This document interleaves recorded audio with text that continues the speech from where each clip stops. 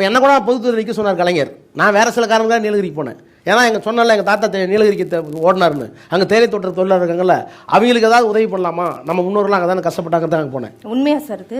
ஆமாம், இப்படிலாம் கேட்டால் அது பொய்யாயிடாது.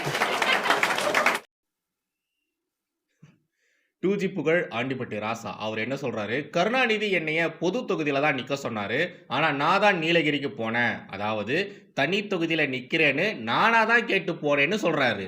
அப்போ அங்க நெறியாளரா இருக்கக்கூடிய கலைசெல்வி சரவணன் அவங்க பெருசா ஒண்ணுமே பண்ணலைங்க. ஒரே ஒரு கேள்வி தான் கேட்டாங்க, உண்மையாவா சார், உண்மையாவா சார் அப்படின்ற ஒரே ஒரு கேள்வி தான் கேட்டாங்க. ராசா அவர்கள் பேசிட்டு இருக்கும் பொழுது அந்த ஒட்டுமொத்த அரங்கமே அவ்வளோ சீரியஸா இருந்தது. ராசா பேசுறது எல்லாருமே ஆன்னு பார்த்துட்டு இருந்தாங்க. பட் உண்மையா சார்னு ஒரே ஒரு கேள்வி கேட்டாங்க பாருங்க, அந்த நொடியே எல்லாருமே சிரிச்சிட்டாங்க. நம்மளுடைய ஆண்டிப்பட்டி ராசா அவர்கள் ஒரு பெரிய மாய பிம்பத்தை, அவரை பத்தின ஒரு பெரிய மாய பிம்பத்தை கட்டமைச்சு வச்சிருக்காரு. அதாவது திராவிட எரிமலை ஆண்டிப்பட்டி ராசா அப்படின்ற மாதிரி அவர் ஒரு மாய பிம்பத்தை கட்டமைச்சு வச்சிருந்தாரு. பட் அந்த ஒரு மாய பிம்பத்தை இந்த அம்மா தூள் தூளா நொறுக்கிட்டாங்க. இதுக்கு முன்னாடியும் இதே நெறியாளர் கலைசெல்வி இருக்காங்க இல்லையா, இவங்க இதே 2G புகழ் ராசாவை போட்டு பொலன்னு பொழந்திருக்காங்க. அவங்களுடைய கேள்வியால போட்டு பொழந்திருக்காங்க. அந்த வீடியோ எல்லாமே செம வைரலா போயிருக்கு.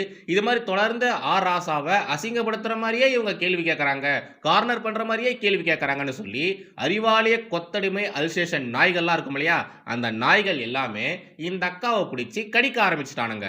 அதை பத்தி நான் உங்களுக்கு பின்னாடி சொல்றேன். இப்போ இந்த ராசா விவகாரத்தை குறித்து பார்க்கலாம். கருணாநிதி என்னைய பொது தொகுதியில தான் நிக்க சொன்னாரு, ஆனா நான் தான் தனி தொகுதியில நிக்கிறேன்னு சொல்லி தனி தொகுதியில போய் நின்னேன்னு இவர் சொல்றாரு இல்லையா, இதே வாய், இதே ராசாவுடைய வாய் சில நாட்களுக்கு முன்னாடி என்ன சொல்லியிருக்கு அப்படின்றத கொஞ்சம் பார்த்துட்டு வாங்க. நிற்கிறதுங்கிறதுக்கு வெவ்வேறு காரணங்கள் இருக்குது. இப்போ வந்து தலைவர் என்ன போகும்போது எனக்கு நான் வடசனை கூட கேட்டேன், நிற்கலாம்பா தப்பு இல்லை, நீ என்கிட்ட பேசும்போது சொல்லியிருக்க எங்கள் தாத்தா வந்து இலங்கைக்கு ஓடனான்னு சொல்லியிருக்க, இலங்கை தமிழர் அங்கே இருக்காங்க, அது உனக்கு சேஃபாக இருக்கும், ஒரு உள்ள பிடிப்போட கூட நீ பணியாற்றலாம். அது மட்டும் இல்லை, அந்த ஏரியாவில் நம்ம ஒரு கட்சி வளர்க்குறதுக்கு ஒரு ஆள் தேவைன்னு கூட நினச்சிருக்கலாம். இதில் பியூட்டி என்ன தெரியுமா மக்களே, இப்போ ஒரு வீடியோ பார்த்தீங்க இல்லையா, அதில் இன்டர்வியூவராக இருக்கிறது இதே அக்கா தான். அந்த கலைசெல்வி சரவணன் இருக்காங்க பாருங்க, அவங்களே தான். அதனால தான் அந்த நெறியாளர் உண்மையாவா சார் அப்படின்ற ஒரு கேள்வியை கேட்டிருக்காங்க. இதை மாதிரி இந்த திமுக தலைவர்கள், திமுகவில் இருக்கக்கூடியவர்கள் மாற்றி மாற்றி பேசிட்டே இருக்கிறதுனால தான் எப்போ பார்த்தாலும் அசிங்கப்பட்டுக்கிட்டே இருக்காங்க, பொது வெளியில் அசிங்கப்பட்டுக்கிட்டே இருக்காங்க. சரி, இதெல்லாம் ஒரு பக்கம் இருக்கட்டும். நாம இப்போ இந்த நெறியாளர், பெண் நெறியாளர் கலைசெல்வி சரவணன் இருக்காங்க இல்லையா, அவங்கள பற்றி கொஞ்சம் பார்க்கலாம். நம்ம தமிழக ஊடகங்கள்ல நேர்மையான பத்திரிகையாளர்கள், உண்மையான டேட்டாவை வச்சுக்கிட்டு அதுல இருக்கக்கூடிய விஷயங்களை கேள்வி கேட்கக்கூடிய ஊடகவியலாளர்கள்லாம் ரொம்ப ரொம்ப கம்மி தான். ஒரு சில பேர் மட்டும்தான் நம்ம தமிழகத்துல இருக்காங்க. அந்த ஒரு சிலர்ல ஒருத்தவங்க தான் இந்த அக்கா. நம்ம தமிழகத்துல தான் ஒரு ஸ்டீரியோ டைப் இருக்கே, இப்போ வரைக்கும் அந்த ஒரு ஸ்டீரியோ டைப்பை ஃபாலோ பண்ணிக்கிட்டே இருக்காங்களே. ஏதாச்சும் ஒரு ஊடகவாதி உண்மையாக, நேர்மையாக, தேசப்பற்றோட, ஆன்மீக பற்றோட இருந்தா அவங்களுக்கெல்லாம் ஒரு முத்திரையை குத்திருவாங்க இல்லையா, அதேதான், அதே முத்திரை தான், அந்த சங்கி முத்திரையா தான். அந்த முத்திரையை இப்போ இந்த அக்காவுக்கும் குத்திட்டாங்க. நான் இந்த அக்காவை சங்கின்னு சொல்லல, ஆனா அறிவாலய கொத்தடிமைகள், அறிவாலய வாசல்ல இருக்கக்கூடிய அல்சேஷன் நாய்கள் இந்த அக்காவை சங்கின்னு சொல்றாங்க, சங்கின்னு முத்திரையை குத்துறாங்க. அது மட்டும் இல்லாம இந்த அக்கா குறித்து அவ்வளோ அசிங்கமா, அவ்வளோ ஆபாசமாலாம் பேசிட்டு வரானுங்க. டேய், நியாயமான கேள்வி கேட்டா, டேட்டா வச்சு கேள்வி கேட்டா அவங்கள சங்கின்னு சொல்லி முத்திரை குத்திருவீங்களா? ஏன்டா இப்படி இருக்கீங்க மக்களே? சங்கிகள் உருவாவது இல்லை, உருவாக்கப்படுகிறார்கள். இது மாதிரியான கோஷிகளால தான் ஏகப்பட்ட சங்கிகள் இப்போ தமிழகத்தில் உருவாகி இருக்காங்க. ரங்கராஜ் பாண்டே, திராவிட மூத்த பத்திரிகையாளர் திரு மணி அவர்கள், அசோகவர்ஷினி, ஹரியரன், கலைசெல்வி சரவணன், இவங்கள மாதிரி ஏகப்பட்ட பேரை சங்கிகள் சங்கிகள் சங்கிகள்னு சொல்லி அவங்கள சங்கியாவே மாற்றி வச்சிருக்காங்க. ஏண்டா, ஊடகவாதிகள் நேர்மையா இருந்தா, நாட்டு பற்றோட இருந்தா அவங்கள நீங்க சங்கின்னு சொல்லுவீங்களாடா? அப்ப நான் சங்கியாவே இருக்கிறேன்டா அப்படின்ற மாதிரி ஊபிஸ்களை கதற விடுற அளவுக்கு இவங்க மாறி போயிருக்காங்க. நம்முடைய திராவிட மூத்த பத்திரிகையாளர் மணி இருக்கார் இல்லையா, அவரை ஃபர்ஸ்ட் கடிச்சு கொதர்ன அறிவாலய அல்சேஷன் நாய். எந்த நாய்? யூடியூப் ரூட்டஸ் மைனர் குஞ்சுமணி அப்படின்ற அந்த ஒரு நாய் தான். அந்த நாய் இப்போ கலைசெல்வி சரவணன் இந்த அக்காவை, ராசாவை கேள்வி கேட்கறாங்க இல்லையா, இந்த அக்காவை பிடிச்சி கடிச்சு வைக்குது. என்னென்னத்தையோலாம் சொல்லுது. இவங்க RSS காரங்க, இவங்க பாஜக காரங்க, அவங்கள சந்திக்கிறாங்க, இவங்கள சந்திக்கிறாங்க, குருமூர்த்தி கிட்ட ஆசீர்வாதம் வாங்குறாங்க சொல்லிட்டு என்னென்னத்தையோ கத்திட்டு வந்துட்டு இருக்கான். அவன் போட்ட ஒரு ட்வீட்டை, இந்த அக்காவை மோசமாக விமர்சனம் பண்ணி போட்ட ஒரு ட்வீட்டை உங்களுக்காக கொண்டு வந்திருக்கேன். இங்கே சைடில் போகிற அதை கொஞ்சம் பாருங்க. மின்னம்பலத்தில் அண்ணன் ராசா அவர்களிடத்தில் அந்த தொகுப்பாளினி இடைமறித்து சற்று ஆணவத்துடன் கேட்ட கேள்வி வைரல் ஆனது.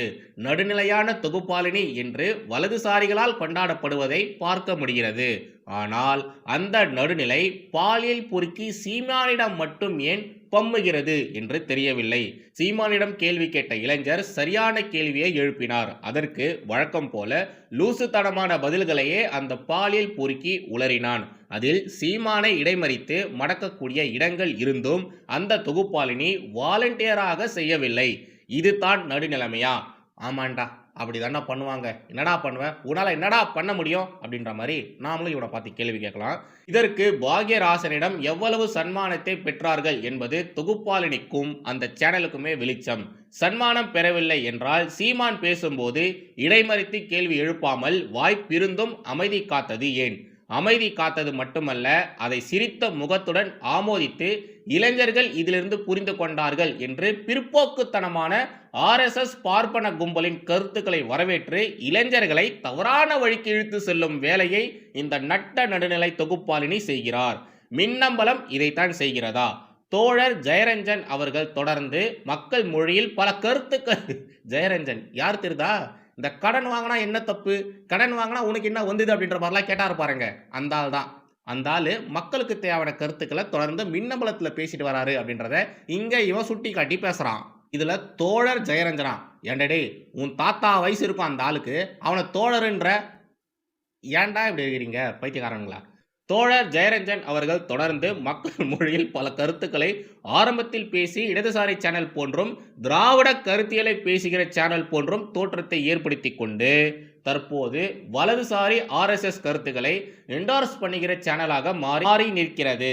இந்த நட்ட நடுநிலை தொகுப்பாளினி BJP NTK போன்ற பார்ப்பனர் அல்லாத BC MBC SC ST மக்களுக்கு எதிராக பேசக்கூடிய கட்சிகளின் தலைவர்களை பேட்டி எடுக்கும் பொழுது நட்பு சக்தி போலவும் ஒடுக்கப்பட்ட மக்களுக்காக பேசக்கூடிய தலைவர்களை பேட்டி அல்லது நிகழ்ச்சி தொகுப்பு செய்யும் பொழுது பகை சக்தி போலவும் அணுகுவது தான் மின்னம்பலத்தின் நிலைப்பாடா? இது போன்ற நடுநிலை வேஷக்காரர்களை முதலிலேயே மக்களிடத்தில் தோலிருத்து காட்டுவது யூடியூப் புரூட்டஸ் மைனர் குஞ்சுமணி மட்டுமே. அந்த தகவலை இந்த தொகுப்பாளினியையும் இதற்கு முன்பு 29/12/2025 அன்றே ஒரு வீடியோ வெளியிட்டிருந்தோம். நம்மில் சில மூத்த தோழர்கள், ஜெயரஞ்சனியே நீ தோழர்னு சொல்கிறனா, அவனுக்கே 60-70 வயசு மேலே ஆகுது. அவனை விட மூத்த தோழர்கள்னா நான் 90, 100, 110 வயசு இருக்குமா அவனுங்களுக்குலாம்? இம்புட்டு வயசானவங்கள டோலர்னு சொல்கிறியே, உனக்கு புத்தி இல்லையாடா? உனக்கு தான் புத்தி இல்லை, அவங்களுக்கு கூடமா புத்தி இல்லை? அம்புட்டு வயசாகுது, நம்மளை டோலர்னு சொல்கிறானே, இதெல்லாம் நமக்கு அவமரியாதை இல்லையா அப்படின்ற மாதிரி பொங்கி எழமாட்டானுங்களா? நம்மில் சில மூத்த தோழர்கள் வழக்கம் போல அந்த நட்ட நடுநிலையாளருக்கு ஆதரவாக நம்மை கண்டித்தார்கள். ஆனால் இன்று நம் தோழர்களுக்கு புரிந்திருக்கும் என்று நம்புகிறேன். நான் முன்பே வெளியிட்ட வீடியோ லிங்க் கீழே அப்படின்ற மாதிரி அந்த வீடியோ லிங்கையும் போட்டிருந்தான். இப்போ ஒரே ஒரு விஷயத்தை மட்டும் நான் சொல்லிக்கிறேன். இங்கே மின்னம்பலம் சேனல் மற்றும் அந்த நெறியாளரை இந்த பேச்சு பேசியிருந்தா இல்லையா, இவன் ஒரு வீடியோவை குறிப்பிட்டு சொல்கிறா இல்லையா, அந்த வீடியோலேயே ராசா தெளிவாக சொல்லியிருப்பார். இவன் அந்த வீடியோவை ஃபுல்லாக பார்த்துருந்தா இம்புட்டு பெரிய ரைட்டப் எழுதியிருக்கவே மாட்டான். மின்னம்பலம் குறித்து இவ்வளோ பேசுகிறானே, மின்னம்பலத்துடைய ஓனரும் ராசா அவர்களும் ஃப்ரெண்ட்ஸு ஓகேவா? அதை அவரே பதிவு பண்ணியிருப்பார். ஆனால் இந்த பொறுக்கி பையன் என்னடானா RSS, பாஜக, நாம் தமிழர் கட்சி, SC ST BC MBCன்னு என்னென்னத்தையோ உளறிட்டு இருக்கு. ஆண்டுபட்டி ராசாவை பங்கம் பண்ண அந்த வீடியோஸ்லாம் இருக்கு இல்லையா, அது பயங்கரமாக வைரலாக போனதுக்கப்புறமா இந்த மைனர் குஞ்சுமணி போட்ட ஃபஸ்ட்டு போஸ்ட்டை காட்டுறேன், அந்த ட்வீட்டை காட்டுறேன் பாருங்கள். இந்த தொகுப்பாளினியை பற்றி சில அதிர்ச்சியூட்டும் தகவல்கள் கிடைத்துள்ளது. ரங்கராஜ் பாண்டே, குருமூர்த்தி, துக்ளக் ரமேஷ் போன்ற RSS பார்ப்பனிய BC MBC SC STக்கு எதிராக செயல்படக்கூடிய சனாதனிகளை அவ்வப்பொழுது தனியே சந்தித்து ஆசிகளையும் அனுகூலங்களையும் பெற்று வருவதாக தகவல்.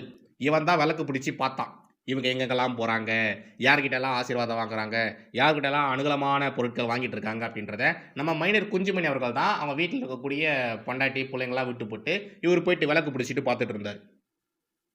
யாரா நீ பைத்தியக்காரா, ஏன்டா இப்படி லூசு மாதிரி உழைட்டு இருக்க? கேள்வி கேட்டால் அந்த கேள்வியில் ஏதாச்சும் தப்பு இருக்கா, அவங்க கேட்குற கேள்வியில் லாஜிக் இல்லாமல் இருக்கா, ஃபேக்ட் இல்லாமல் பேசுகிறாங்களா அப்படின்ற மாதிரி பார்க்கணும். ஆனால் இவன் கேட்குறவங்க எந்த ஜாதி, அவங்க யார் யார் கூடலாம் போகிறாங்க, யார் யார் கூடலாம் கனெக்ஷன் வச்சுருக்காங்க, ஏன் ராசாவை மட்டும் இப்படி கார்னர் பண்ணணும்? ராசா தப்பே பண்ணலை, அவர் மாற்றி பேசவே இல்லை. ஏன்டா கேள்வி கேட்டால் கேட்ட கேள்விக்கு பதில் சொல்ல முடிஞ்சா பதில் சொல்லணும். இப்படி உட்காந்து ஒப்பாரி வச்சுட்டு இருக்க, வெக்கமா இல்லை? இந்த விவகாரத்துல கடைசியாக திரு ஆர் ராசா அவர்கள்கிட்ட ஒரே ஒரு நியாயமான கேள்வி மட்டும் நான் கேட்க ஆசைப்படுறேன். திரு ஆர் ராசா அவர்கள் அந்த மேடையில என்ன சொல்லியிருப்பாரு? என்னுடைய முன்னோர்கள் தோட்ட தொழில் செய்து கஷ்டப்பட்ட ஊரு நீலகிரி. ஸோ அங்க இருக்கக்கூடிய எங்க மக்களுக்கு ஏதாச்சும் நல்லது செய்யணும் அப்படின்றதுக்காக தான் பெரம்பலூர்ல இருந்து நீலகிரிக்கு போனேன் அப்படின்ற மாதிரி ரொம்ப உருக்கமா பேசியிருப்பாரு. சிம்பத்தி கிரியேட் பண்ற மாதிரி பேசியிருப்பாரு. திரு ஆர் ராசா அவர்களே, நீங்க என்ன நினைச்சுக்கிட்டு இருக்கீங்க? இது மாதிரி உருக்கமா பேசினா நம்ம பேசுற எல்லா விஷயத்தையுமே மக்கள் நம்பிடுவாங்க அப்படின்ற மாதிரி நினைச்சுக்கிட்டு இருக்கீங்களா?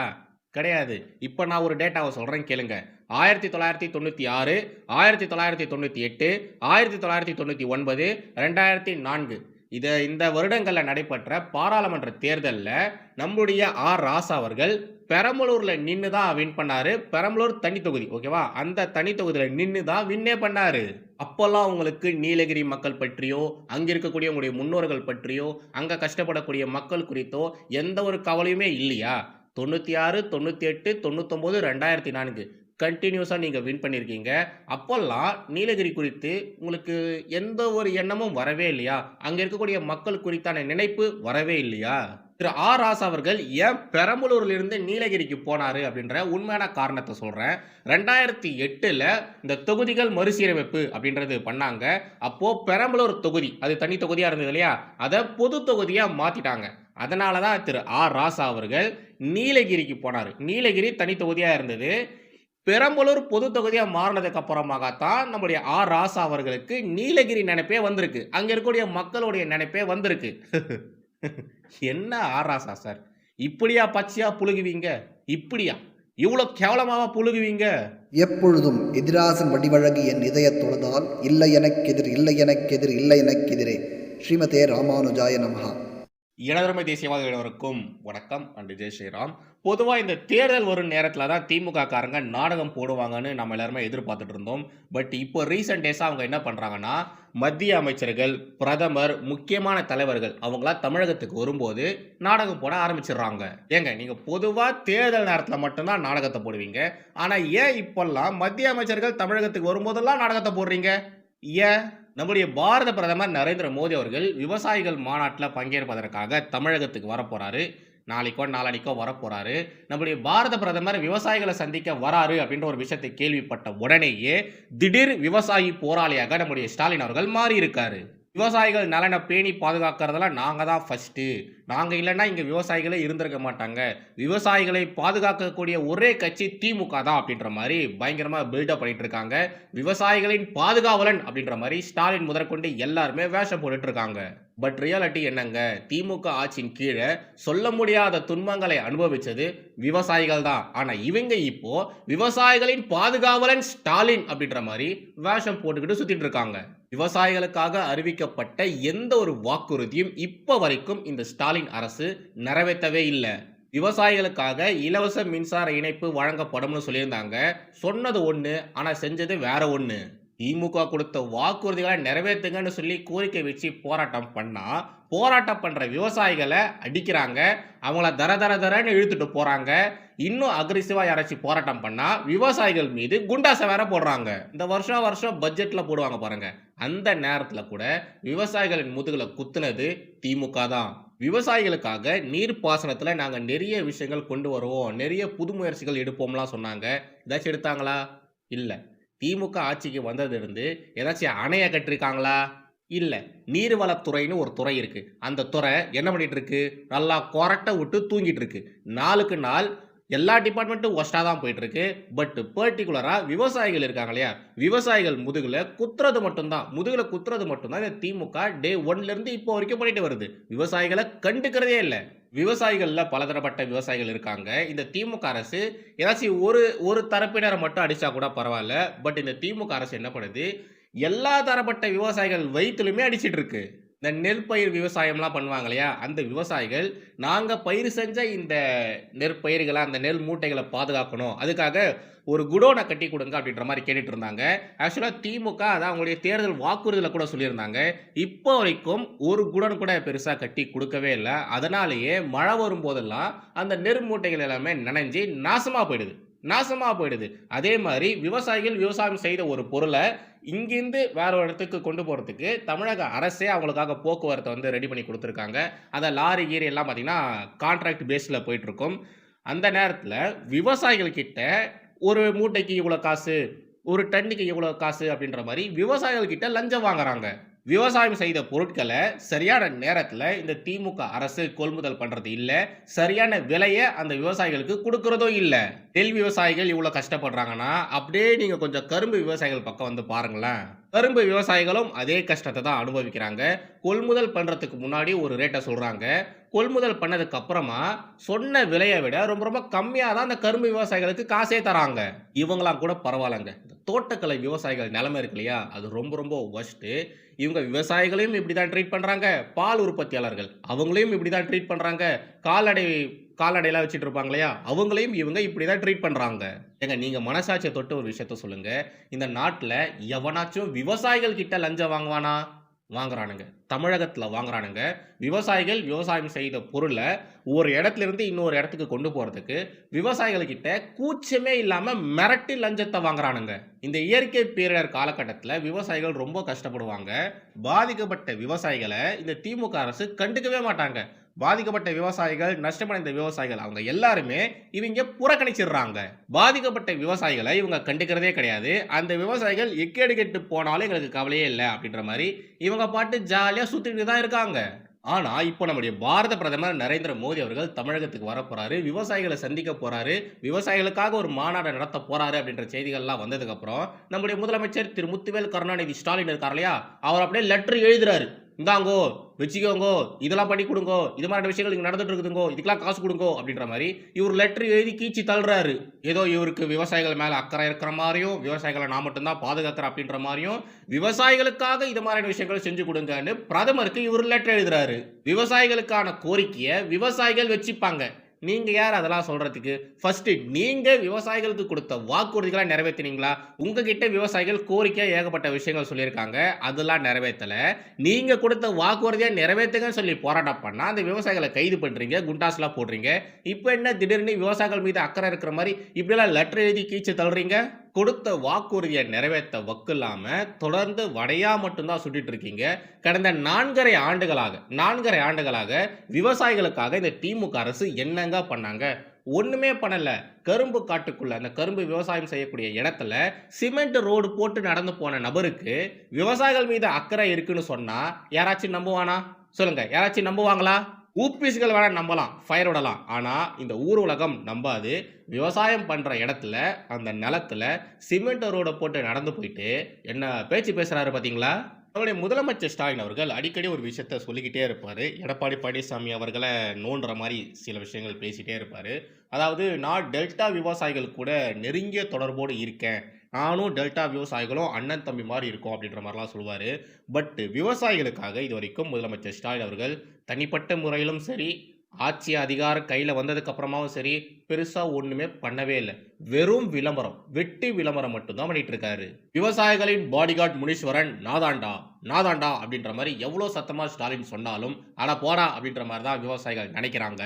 விவசாயிகள் முதலமைச்சர் ஸ்டாலின் அவர்களையும் திமுகவையும் நம்ப தயாராகவே இல்ல. வந்தே